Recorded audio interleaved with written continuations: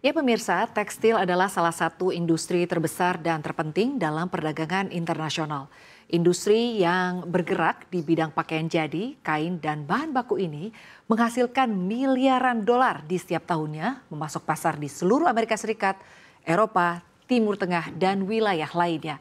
Para eksportir besar tekstil acap kali bekerja sama dengan merek mode ternama untuk memproduksi deretan produk mereka, melakukan kerjasama produksi dalam skala yang besar sehingga harga yang ditawarkan menjadi kompetitif.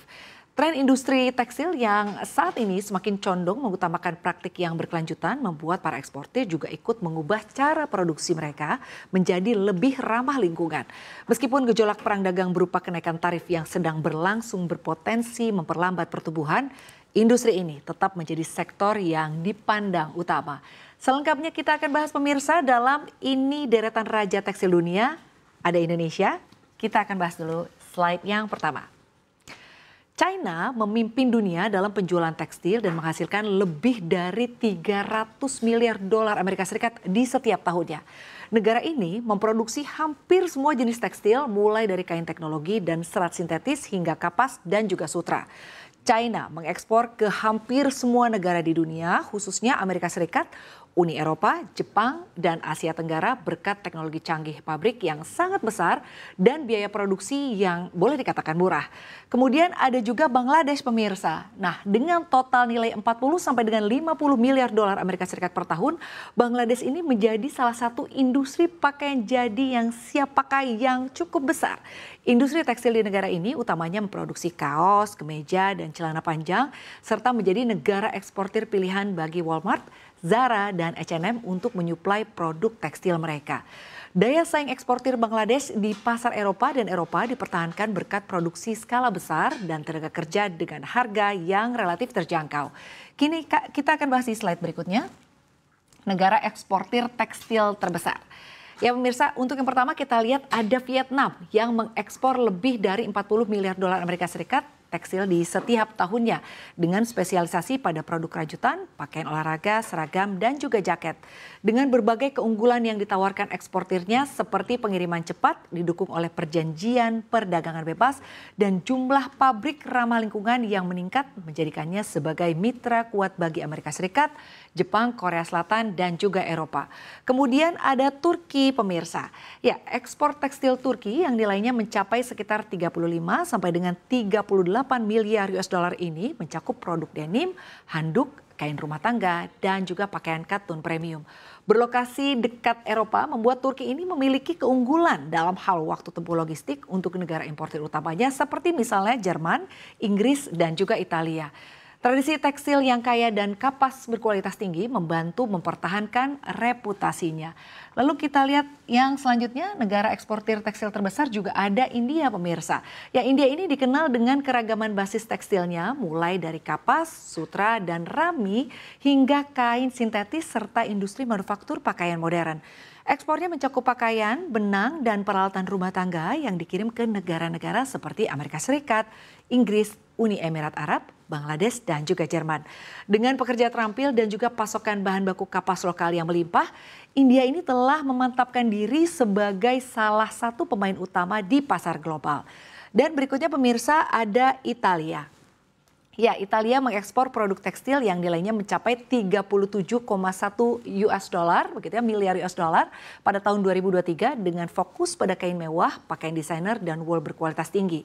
Dikenal dengan kualitas kainnya yang sangat tinggi, kain produksi Italia menjadi incaran pembeli berupa merek-merek premium terutama di Prancis, Jerman, China, dan Amerika Serikat.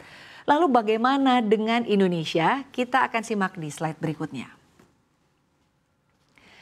Ya, dilansir dari analisis komoditas ekspor 2024 dari Badan Pusat Statistik, nilai ekspor komoditas berbagai komoditas tekstil ini mayoritas menunjukkan penurunan ya pemirsa setelah mencapai puncaknya di tahun 2021 dan juga tahun 2022. Sampai dengan tahun 2024, ekspor tekstil ini belum berhasil kembali mencatatkan nilai yang setara dengan level tertingginya.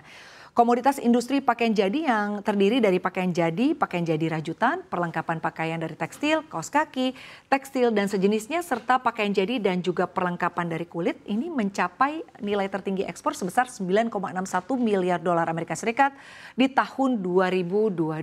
Kemudian mengalami dinamika yang fluktuatif dengan penurunan yang cukup tajam, ya ini 15,8% pada tahun 2023.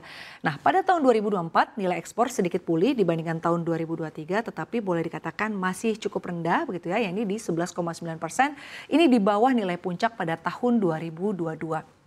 Nah pemirsa, di sisi lain komoditas industri tekstil yang terdiri dari produk setengah jadi seperti misalnya serat stapel buatan, benang pintal dan juga kain tenunan ini mencapai nilai tertingginya sebesar 4,56 miliar dolar Amerika Serikat di tahun 2021.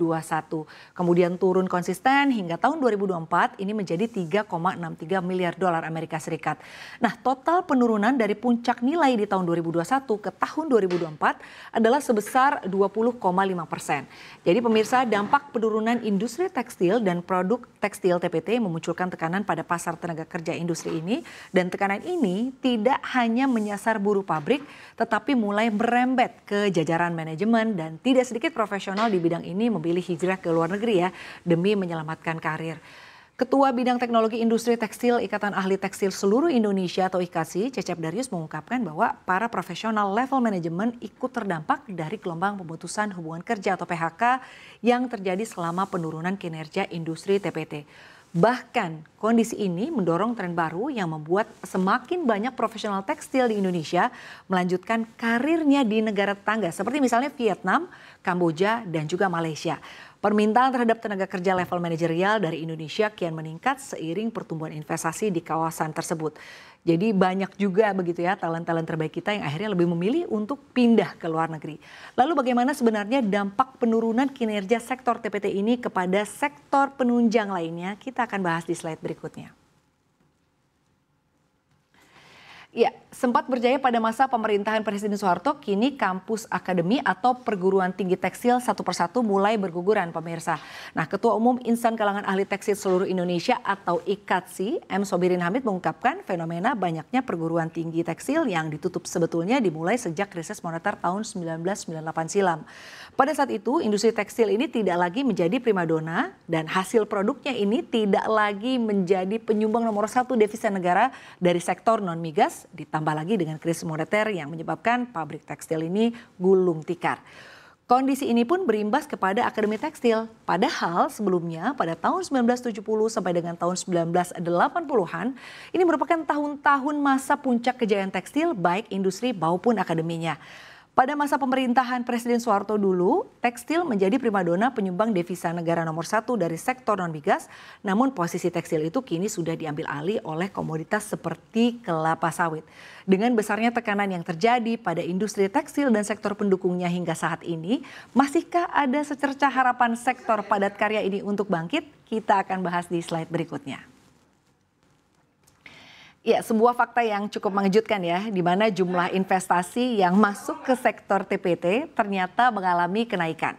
Berdasarkan data dari Kementerian Perindustrian, realisasi investasi di sektor industri tekstil dan juga produk tekstil atau TPT serta alas kaki tercatat mengalami lonjakan yang cukup tajam, yakni berada di 124,9% year on year jika dibandingkan dengan tahun sebelumnya dengan nilai yang mencapai 4,53 triliun rupiah.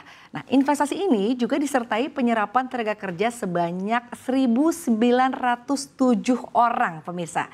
Namun demikian, efek pengganda dari investasi ini ternyata belum mampu ya untuk bisa menahan dampak badai PHK yang terjadi pada sektor ini.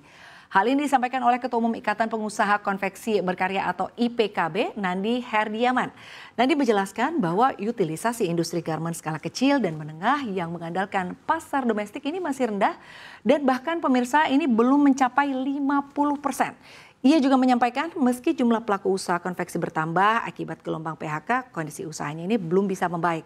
Banyak karyawan yang ter-PHK membanding setir menjadi pengusaha konveksi, tetapi pesanan yang masuk ini ternyata masih minim. Jadi permintaan ini masih cukup rendah. Sekretaris Jenderal Asosiasi Produsen Serat dan Benang Filamen Indonesia, Farhan Aqil Shauqi, ikut memberikan pernyataan senada terkait hal ini. Ia menyoroti perlunya jaminan pasar untuk menjaga keberlanjutan investasi, namun kenyataannya pasar domestik justru dibanjiri oleh produk impor. Ya pemirsa, untuk mendorong sektor TPT agar kembali tumbuh dibutuhkan investasi yang lebih besar serta penguatan integrasi industri terutama di tengah kesepakatan dagang seperti tarif resiprokal dan IUCPA. Perlindungan terhadap sektor tekstil dalam negeri perlu diperkuat agar industri tekstil Indonesia tidak tergerus oleh gempuran produk tekstil dari luar negeri. Kita nantikan saja apa kebijakan yang bisa dilakukan pemerintah untuk mengembalikan kejayaan sektor tekstil Indonesia. Meskipun saat ini kebijakan yang ada lebih berpihak kepada semakin mudahnya impor, termasuk impor tekstil, di mana kita juga berharap ya sektor padat karya yang dapat menyerap banyak tenaga kerja ini mampu bangkit seperti tahun-tahun sebelumnya.